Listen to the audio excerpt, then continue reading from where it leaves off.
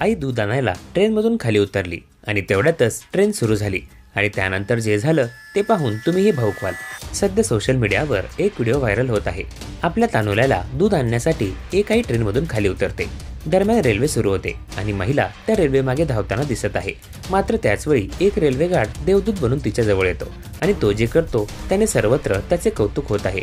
सध्या या घटनेचा व्हिडिओ सोशल मीडियावर व्हायरल होत आहे।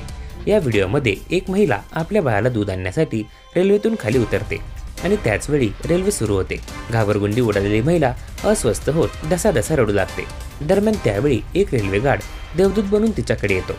यानंतर महिलेने गार्डला सर्व काही सांगितल्यावर तो ट्रेन थांबवतो आणि ती महिला धावत ट्रेनमध्ये चढते। हा हृदयस्पर्शी व्हिडिओ सध्या सोशल मीडियावर तुफान व्हायरल होत आहे। आतापर्यंत 13 लाख लोकांनी हा व्हिडिओ पाहिला असून युजर्सने त्यावर वेगवेगळ्या प्रतिक्रिया दिल्या आहेत। त्याचप्रमाणे गार्डचेही कौतुक केले जात आहे। मात्र खरे प्रकरण काय आहे याची पुष्टी देण्यात आलेली नाही।